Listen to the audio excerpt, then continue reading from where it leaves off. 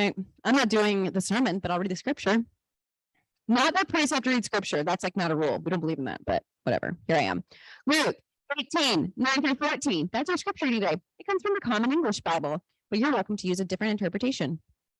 Jesus told this parable to certain people who had convinced themselves that they were righteous and who looked on everyone else with disgust. Two people went up to the temple to pray. One was a Pharisee and the other was a tax collector.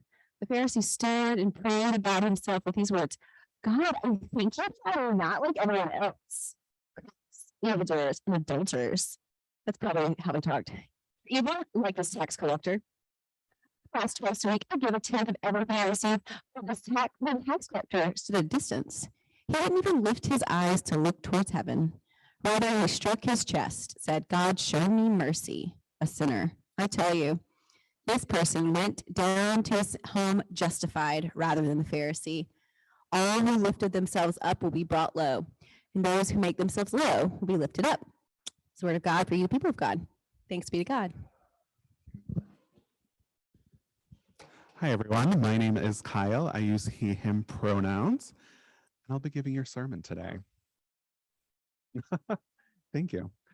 When I was a child growing up on the seacoast of New Hampshire, I attended a Catholic church. We don't need a response to that. And went to Catholic school as well. And one thing about going to Catholic school is you find yourself in church often. And there was a time during a typical Catholic service after you take communion in which you kneel in silence. You kneel, and from what I understand, you're supposed to pray. I don't think this is incredibly surprising to anyone here. Praying during a worship service is not exactly hard to understand or imagine. But what is prayer? What is prayer? That's a question I still struggle with myself. As a child, kneeling after communion, I was left to figure out how to spend that time of prayer. Looking around, I could see grown-ups with their eyes either closed or focused on a single point, their elbows on the back of the pew in front of them, their hands clasped in a particular way. Through observation, I could determine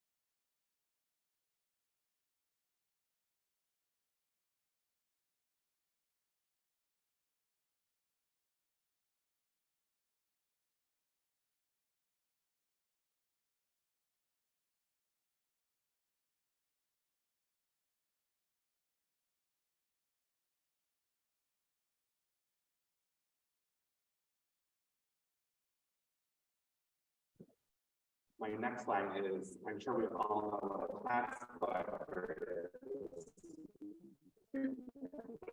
Don't imagine a tax collector as someone who collects taxes and works on behalf of the the empire. But a Pharisee certainly might need some explanation. The Pharisees are, according to Rabbi Joshua Garraway from the Hebrew Union College, they're difficult to pin down, difficult for historians to agree on. We know they were a Jewish group. We know they most likely were the precursors to rabbis. And we know that the way Pharisees are portrayed in the Christian Testament suggests that they act perhaps hypocritically. And this last note can be an entry point into engaging this parable. What I mean by this is that the Pharisee plays a particular role in the narrative, a character we might expect to act one way, but ends up acting differently. It's important to realize that this does not mean all Pharisees acted like this. And it's important to further that line of thinking by accepting that not all tax collectors acted like the one in the parable as well. There's a universal aspect to this parable, but the particularities with identities do not have to translate broadly. And let's sift through this parable some more. Our two characters are the government worker and a religious figure. The setting is a temple. The Pharisee and the tax collector go to the temple to pray. The text is very clear about all of this. They were in the temple to pray. And we might expect that a religious figure would act in one way and a government worker to act in a different way. But our expectations are subverted. We hear that after praying, and because of what is prayed, that the tax collector is justified. And the Pharisee, the person who supposedly knows the laws of religion, is not justified. And isn't that curious? Our expectations let us down in this moment. A curious turn simply based on the identity of our two characters. And yet there is another layer to the story that we might overlook. You see, the identities of these characters matter in a way that can concern us today. We live within a system of global capitalism that dictates much of our lives. We are burdened with the reality that to survive in this world, especially within this country, we take part in oppressive systems, knowingly or unknowingly.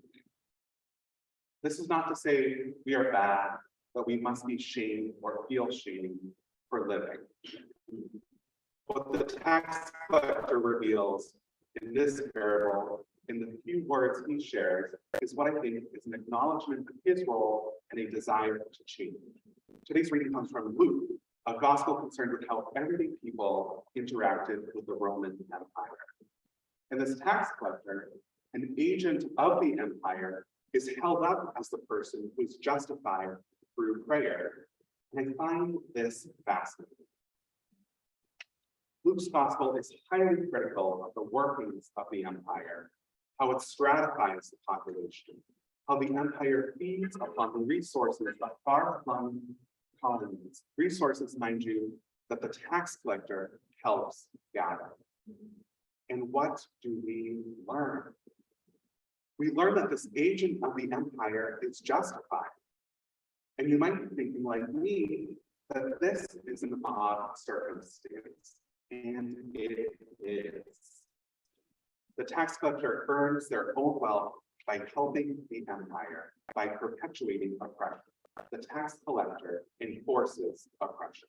The tax collector lives in a way that supports the dehumanizing nature of empire.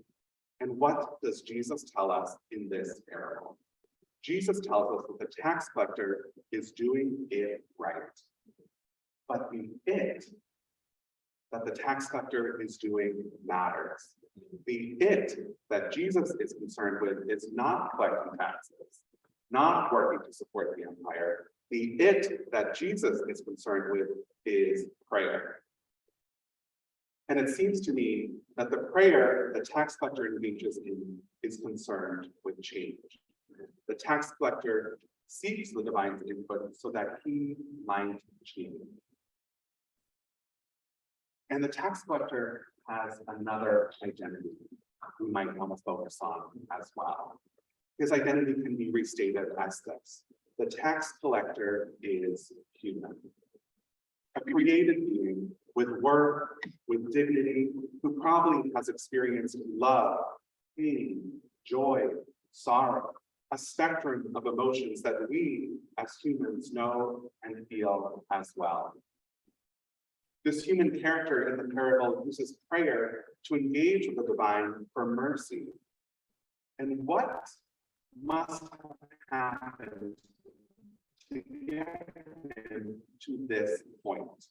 What must the tax collector have experienced so that he would turn away from the empire, his source of income, his source of survival, to engage in prayer? And what do we experience so that we feel a need to engage in prayer as well? We don't hear in this parable instructions on how to pray, instructions on what words to open and close with, what position our bodies must be in, or where our eyes are looking. Instead, we hear that the person who used prayer to applaud their good deeds did not receive justification. And we hear that the person who sought change, the person who turned away from the greed of the empire, went home justified. This turn towards the divine and away from the empire is not easy. Our lives are shaped by a global capitalist system that endlessly forces us to take part. We often do so that we might survive. But perhaps there is a way to survive and not take part in that system. Perhaps there is a way to be more like the tax collector from the parable. And in being more like the tax collector, perhaps there is one more bit of wisdom this parable offers. We hear towards the end of the parable that the Pharisee is not justified. But what do we hear about the tax collector? We hear that he went home. He left the temple. And what I hear in this comparison is a reminder I want to acknowledge is active in this community.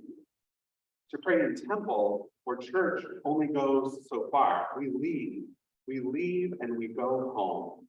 We can broaden the idea of home to our wider community. And when we leave the church, we go out. Our lives continue. Our lives that can seek a turn away from the empire continue beyond this space. What brings us to prayer this day? I have my answers, as I'm sure you have yours.